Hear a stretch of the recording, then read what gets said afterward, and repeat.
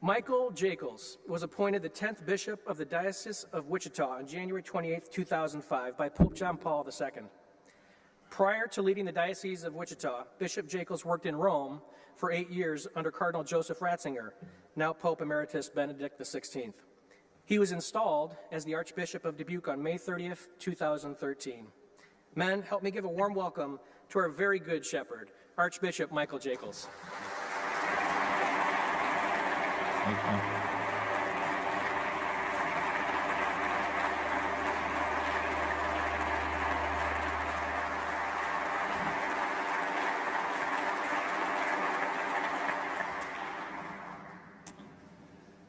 You know, Mike, when I attended the University of Nebraska, we didn't know that there was any other sports team but football. We just figured, well, now we got to wait till next fall, you know. And I don't think I'm incorrect in that. There really isn't another sports team except for the football team.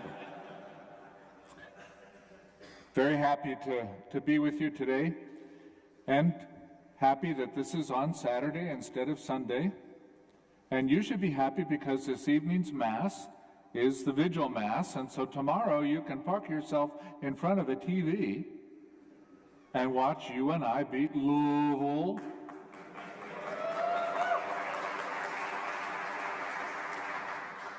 And Wichita State beat Kansas, if you care.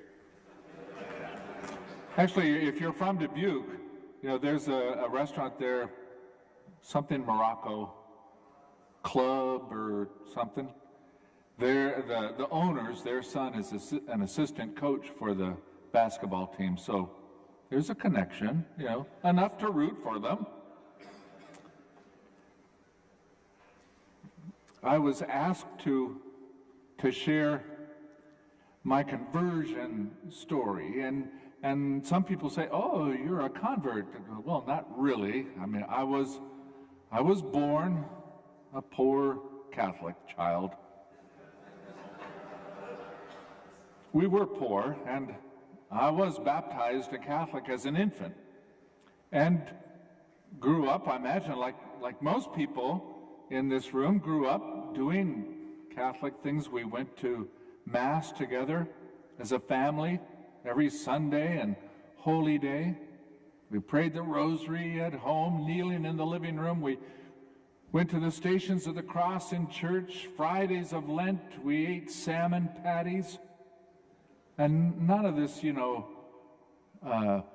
fresh salmon, wild salmon, not farm-raised salmon, but canned salmon that still had that, you know, the bone down the middle of it, which my mother didn't bother to take out. She said, just eat it, it's good for you.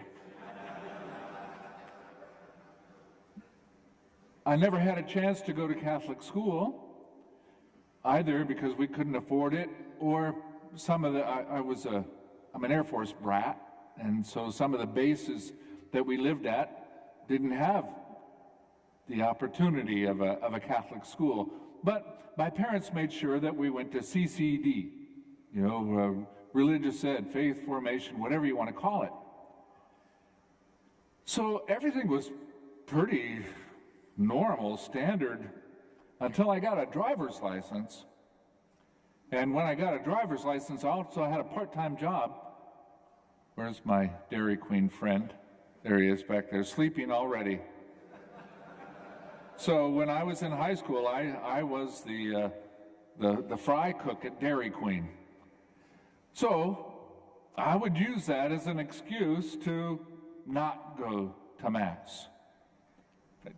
Usually one of my older sisters and I would get in the car, we'd go to Dairy Queen or to the mall and hang out, and then when it was about time, stopped by the base chapel, picked up a bulletin, walked in the house, threw it on the table, said the homily was boring. They never knew any different. Until the night of my ordination. We had a family gathering, and my sisters thought it would be cute to have a roast, and one of them got up and said, "Well, when we were in high school," and raised a few parental eyebrows, let's say. that decision, not to go to Mass when I could get away with it, because as I said, my dad was in the Air Force, and he wore these big black boots, which I was well familiar for two reasons, because one of my chores was to polish those boots. Anybody remember spit shine? It involves spit, for if you're too young to remember that. And also because more times than I like to remember, those boots ended up in my behind for one reason or another. Innocent though I was. So I knew that, if my dad could find out, then I was going to be in church. So the decision not to go was not, I reject Catholic teaching or anything of the sort. Part of it was just adolescent rebellion against my dad. And part of it was just, to a great extent, we were cultural Catholics. Like I said, we did everything. We just didn't know why. It was, if you ask the question why, well, that's just what we do. It's what Catholics do. I mentioned my dad was in the Air Force. We grew up on Air Force bases. A lot of times there was no church. One base we lived at, we went to Mass in the movie theater. For the longest time, I associated Sunday Mass with Annette Funicello. Because my parents would leave us for the Sunday matinee after Mass so they could have a few hours of freedom, and they were always like Frankie Avalon and Annette Funicello. Not a bad thing to associate with Sunday Mass, but I remember going into these theaters or these chapels, and if you've been in the military, you may know that a base chapel, it's not going to have statues and stations and tabernacles, because it also serves as a synagogue and as a Protestant church. But we would come in trailing after my dad, and he would go down on bended knee. It's just what you did. And so until I was in college, I figured that's how your dad tells you we're going to sit in this row. It took me that long to make the connection between that action and giving adoration to Christ, present in the Blessed Sacrament, reserved in the tabernacle. Cultural Catholics, you do it because it's done, not because you have any sense of why or wherefore. Also, part of it was the time. So high school, late 60s, early 70s. It was, maybe none of you are old enough to remember those times, but it was kind of confusing. There was a lot of upheaval. Nobody really knew, what do we believe anymore? So what do we teach? And so we don't teach anything. And so as I said, I never went to Catholic school. Even when I wasn't going to Mass, we still went to CCD and CYO because my dad was one of the volunteers and made sure we got there. But when I graduated from high school, I could make a great banner with burlap and felt. And I knew how to sing harmony to This Train is Bound for Glory, but I didn't know that the Eucharist was the body and blood of Christ. Let alone, that's why we bend the knee when we come into the presence of the Eucharistic Lord. So that was also part of it. Adolescent rebellion, cultural Catholicism, a lack of understanding. So I graduated from high school and I went down to the University of Nebraska in Lincoln. Bow your head.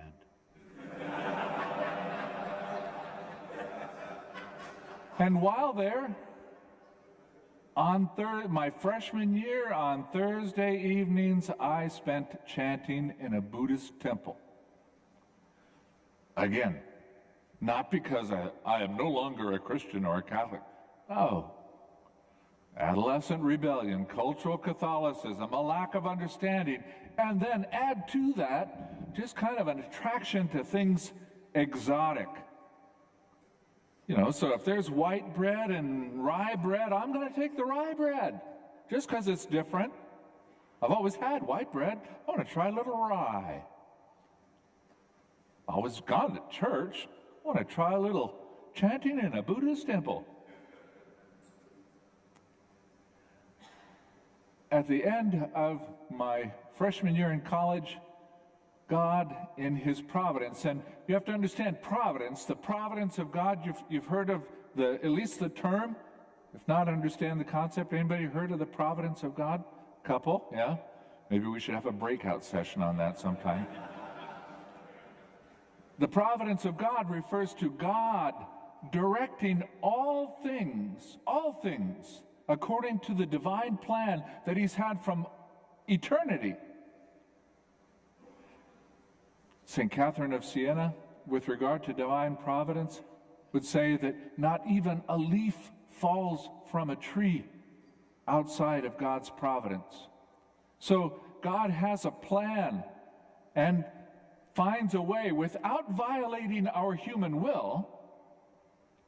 God has a plan for our salvation, our sanctification, and so in his providence, he set in play what I like to call the perfect storm.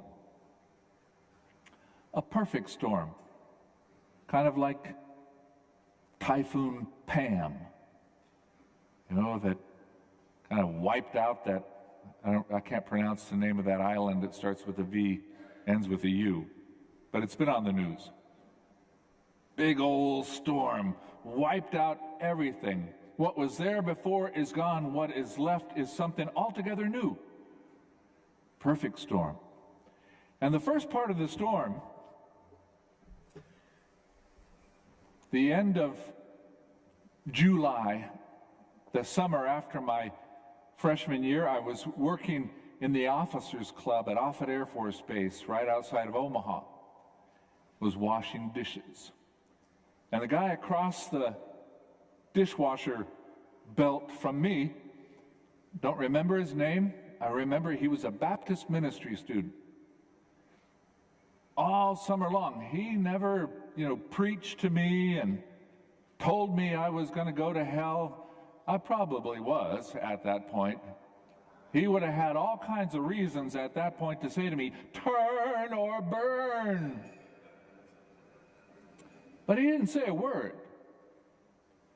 Just, it was kind of like my mom.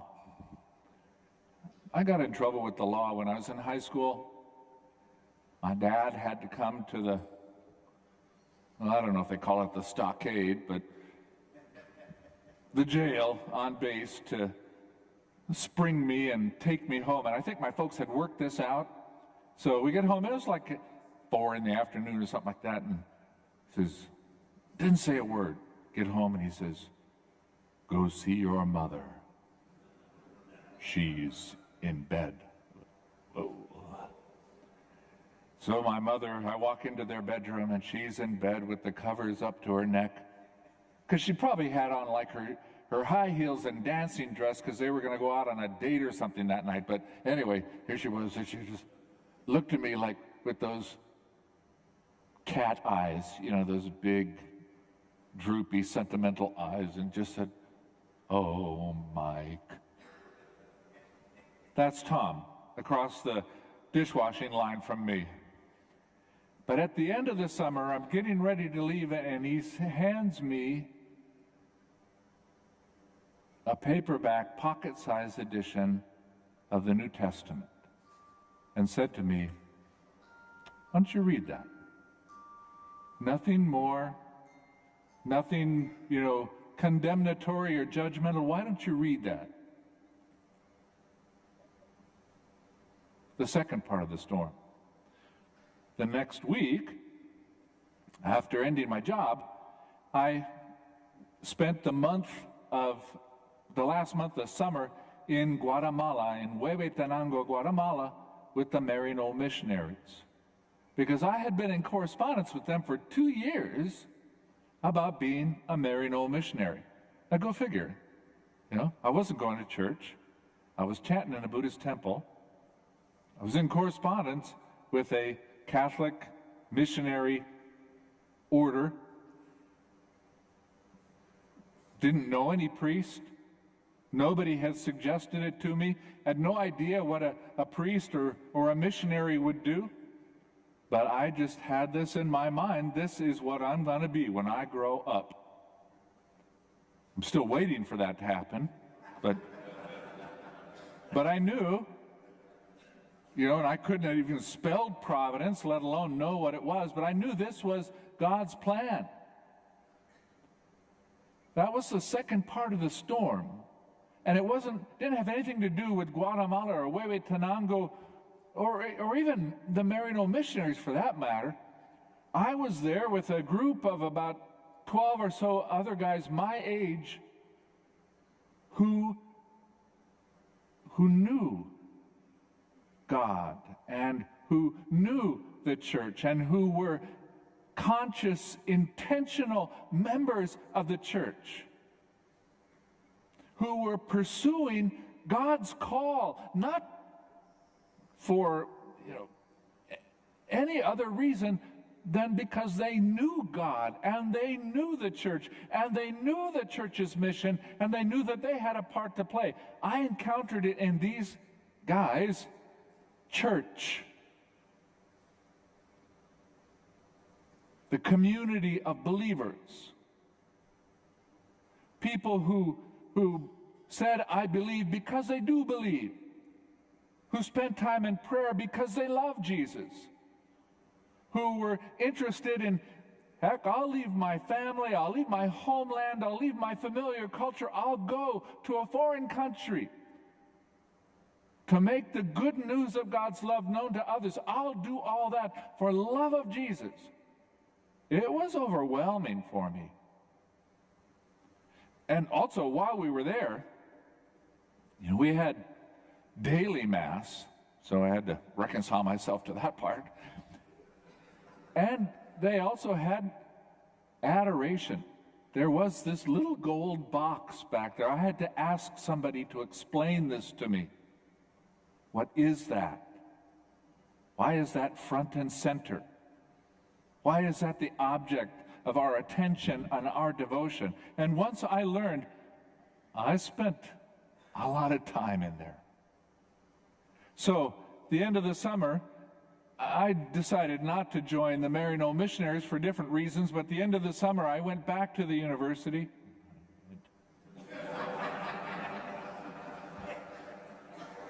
And I went back to church. I went back to Mass, not just Sunday Mass, but daily Mass. I devoured the Gospels. They were, I had to shift my cigarettes to another pocket because I needed a place for my pocket New Testament. I went to daily Mass. I went to confession regularly. But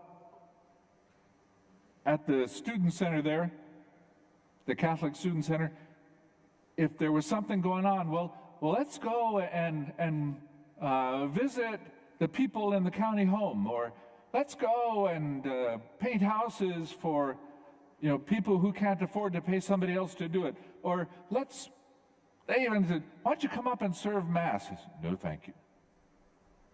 Whenever I was asked to serve, I politely but resolutely declined. The third part of the storm. So the pastor there was also the vocation director. At the end of that first semester, I thought, well, this is now clear to me. Be a priest. So I went, made an appointment with him. They had daily Masses at 10 o'clock at night, and so usually his appointments were after that.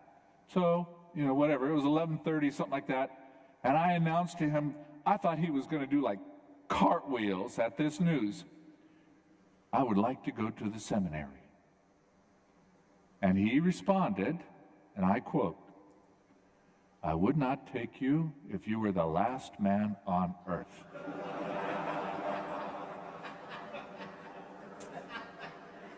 And I am not exaggerating or making that up at all. There's some folks in Marshalltown, the Seaburgers. They were at the Newman Center the same time I was, and that sounds just like him. And he explained, you are dead weight on the body of Christ, the church. You're there, you're present, you're part of it, but you don't do anything. Oh, sure, you're there for prayer, you're there for Mass, your confession, all those things. But what about other people? Well, I just got incensed, stormed out of there, walked a couple blocks over to the student union and sat down with my big chief tablet and my Crayolas, and I wrote like a 4-page letter using every cuss word that I had in my vocabulary, which was considerable. Marched back over there, but by the time I was done, remember, this was now like after midnight, the doors were locked. Well, I will not be undone, so I shoved it into the crack in between the two locked doors and walked away, and I was half a block away at the stoplight waiting for the walking green. The providence of God kicked in, sending my guardian angel to turn me around and send me back to the door, pulling it out between those two doors, ripping it into little pieces, and the next day showing up and volunteering for absolutely everything until I was obnoxious to them. And the next year I was in the seminary. And the rest is history. Now, what I mentioned here, no big conversion story. I've heard other people's conversion stories, and they're a lot more interesting than mine, and I'm sure that some of you have a lot more interesting story than mine. But I think the ordinariness of my story might have maybe be more of a touchstone for people. It doesn't have to be like Paul on the way to Damascus, and the blinding light throws him to the ground, and he receives in an instant all infused wisdom about the gospel of Christ. No. It comes, little step after little step, and then maybe going back a few steps. But I think that what was instrumental for me could be instrumental for anybody. And in fact, it has been. Remember that movie, Brother, Sun, Sister, Moon, about St. Francis of Assisi? My recollection from that movie, they talked about St. Francis being captured as a prisoner of war.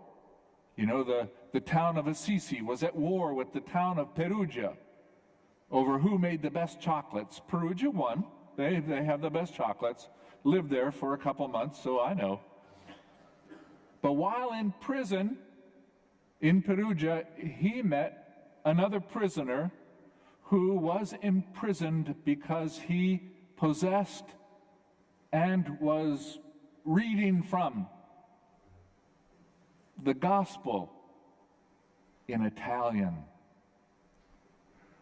A translation of the gospel from Latin into Italian. For some reason, that was considered a criminal offense. Throw him in jail, off with his head. Francis had the opportunity to read.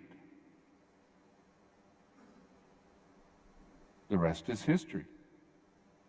Ignatius of Loyola, knight in shining armor, would engage in battle in order to save the damsel in distress or to win fame for himself or wealth of some kind.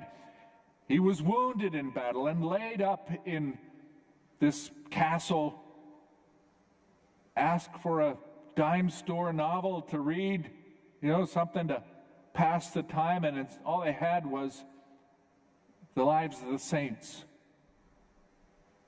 and the life of Christ, which is kind of a popularized version of the gospel, putting it into a story form. The rest is history. He left there still a knight, but not in shining armor, and not saving a damsel in distress or to win himself fame or wealth, but to win the world for Christ. St. Augustine,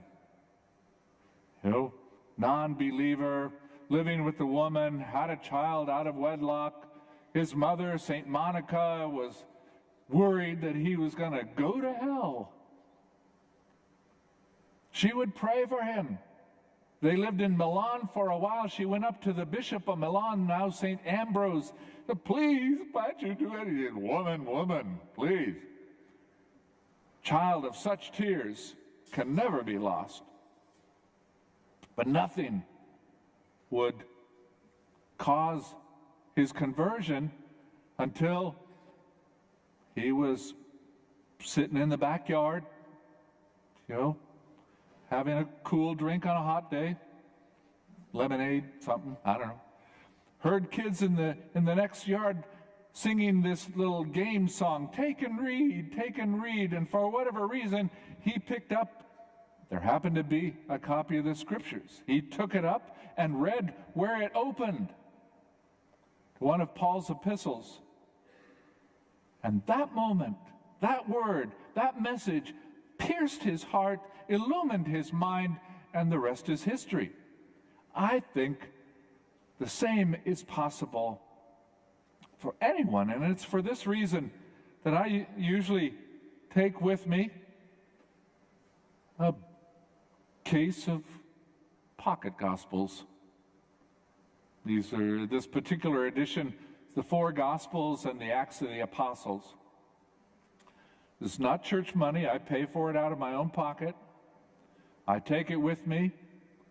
If you want one, you can take it. I don't think there's probably enough for everybody in here. But probably does anybody have a Bible themselves? So maybe some of you already have one. But I'll leave them here. Take one if you want one. Take one if you want one for yourself. Take one if you want to give one to somebody else, to say nothing else to that person except for, why don't you read that? I'm not saying it's magical. I don't believe in magic. But I believe that it would at least create the potential. Create the potential for somebody to read this and come to know the Lord Jesus and what he did and what he said and what he asks of his disciples, and based on that knowledge would choose to love. You can't love what you don't know. Love follows knowledge. That they would choose to love based on the beauty, the truth, and the goodness that they find in Jesus, in his words, in his deeds, and the way of life that he asks of his followers. You cannot remain indifferent. You either choose to love, or, as we read in the gospel, you choose to turn and walk no more with him. Creates the potential for somebody to know the Lord, and so please love the Lord. And loving the Lord, to be part of the community of the Lord, the church. There is no me and Jesus Christianity. That could not be the furthest idea from the teaching of Christ. No me and Jesus. If I've got a relationship with Jesus, kind of like why that pastor said to me, I wouldn't take you if you're the last person on earth. If I've got a relationship with Jesus that I might express in personal prayer and in communal worship at Holy Mass, it automatically must include thee. It automatically must include other people. There's a famous holy person, Dorotheus, a desert father, described it in these terms. You've seen like a bicycle wheel or any kind of wheel that has spokes that kind of draw into the hub, right?